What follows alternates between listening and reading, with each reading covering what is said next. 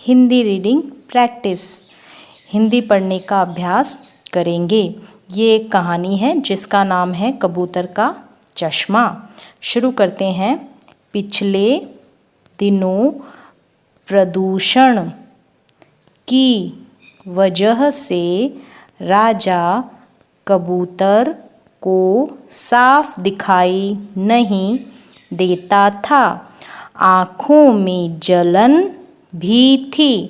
दाना चुगने जाने में काफ़ी परेशानी थी।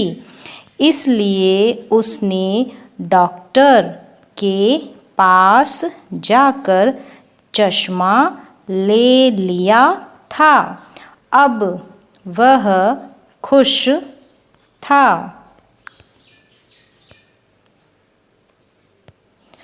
रोज की तरह उस दिन वह सोकर उठा, चश्मा लगाया और उड़ चला दाना चुगने।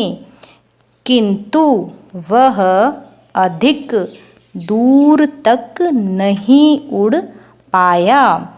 उसे पहले से भी अधिक धुंधला दिख रहा था। वह आम के एक पेड़ पर जा बैठा, चश्मा उतारकर अपने परों से साफ किया और पुनः पहना, किंतु अभी भी उसे साफ नहीं दिख रहा था। कहीं आकाश में उसकी किसी चील आदि से टक्कर न हो जाए, यही सोचकर वह परेशान मन से अपने घोंसले में वापस लौट आया। इतनी जल्दी राजा को वापस आया देख चीनी चिड़िया ने पूछा, क्या बात है राजा, तुम दाना चुगने नहीं गए? गया था, किंतु बीच रास्ते से मुझे वापस आना पड़ा। आज मुझे बहुत धुंधला दिख रहा है। लगता है चश्मे का नंबर बढ़ गया है। दुखी स्वर में राजा बोला, नंबर कैसे बढ़ गया? तुम तो हर समय चश्मा लगाए रखते हो। अरे नंबर नहीं बढ़ेगा तो क्या होगा? तुम लोग देखते नहीं हो, इंसानों ने वातावरण को कितना प्रदूषित कर दिया है। जंगल काट काट कर ऊंची ऊंची बिल्डिंग बना डाली। यहाँ वहाँ पड़े कूड़े के ढेर और पॉलीथीन का उपयोग, मिलों और फैक्ट्रियों से निकलता धुआं, उस पर सड़कों पर दौड़ते वाहनों की रेलमपेल, जिनकी संख्या दिनों दिन बढ़ रही है। इन्होंने वातावरण को जिंदा रहने लायक कहाँ छोड़ा है। तोता क्रोध से बोला। वहीं बैठी मैना बोली, सच कहते हो दोस्त, पहले जैसी स्वच्छ हवा अब कहाँ रही। यहाँ तक कि नदियों का पानी भी कड़वा हो चुका है और यह सब इंसानों की वजह से हुआ है। ये बातें बाद में करेंगे, पहले राजा को डॉक्टर को दिखाकर चश्मे का नंबर ले लेना चाहिए।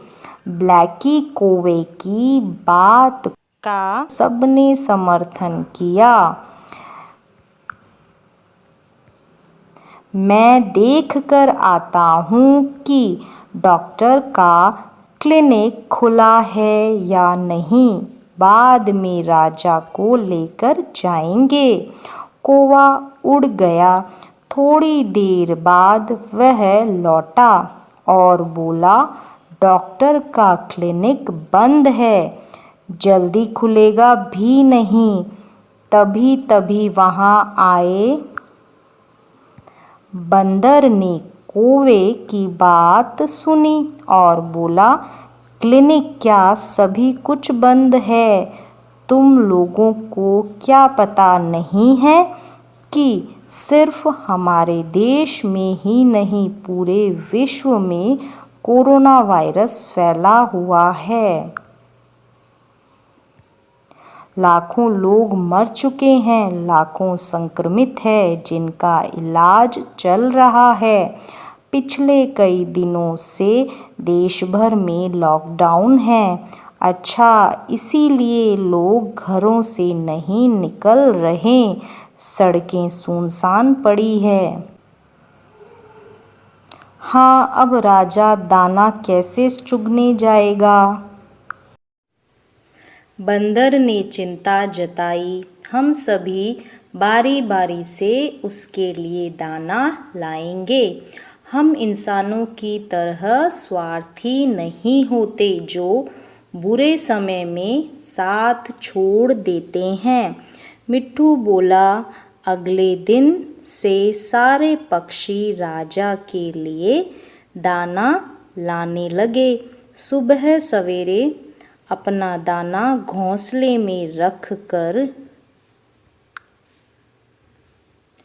नीलू मैना राजा के लिए दाना लेने पुनः पहुंच गई तो वहां खड़े बंटी कुत्ते ने कहा, अभी तुम खाना लेने आई थी, फिर से आ गई। आजकल खाने की वैसे भी कमी है। मैं इस बार राजा के लिए खाना लेने आई हूँ। प्रदूषण की वजह से उसे ठीक से दिखाई नहीं दे रहा। दिखाई न देने की कुछ और वजह होगी। नीलू, आजकल प्रदूषण बिल्कुल नहीं है। वातावरण साफ है, नदियों का जल भी स्वच्छ हो गया है। पिछले दिनों मुंबई के समुद्र में 2 डॉल्फिन भी देखी गई थी। अरे वाह, चलो यह बात मेरे सभी मित्रों को भी बता दो। नीलू के साथ बंटी स्वान बगीचे में पहुंचा। उसने सारी बात बताकर कहा, तुम लोगों ने नोट नहीं किया, पहले आसमान ग्रे रंग का दिखता था और आजकल नीला दिखाई देता है।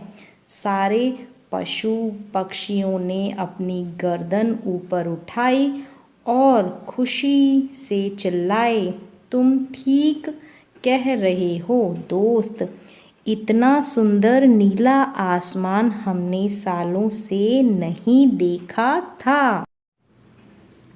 राजा बोला, मुझे तो अब भी धुंधला ही दिख रहा है, तुम अपना चश्मा उतारो। बंटी बोला। राजा ने ज्यों ही चश्मा उतारा, खुशी से चिल्लाया, अरे मुझे बिल्कुल साफ दिखाई दे रहा है। सारे पशु पक्षियों में खुशी की लहर दौड़ गई। बंटी बोला, तुम्हारी आंखें खराब नहीं हैं, पहले प्रदूषण के कारण तुम्हें धुंधला दिखाई देता था। यकायक राजा पुनः उदास हो गया। उसने कहा, जब कोरोना वायरस समाप्त हो जाएगा, लॉकडाउन खुल जाएगा, तब फिर से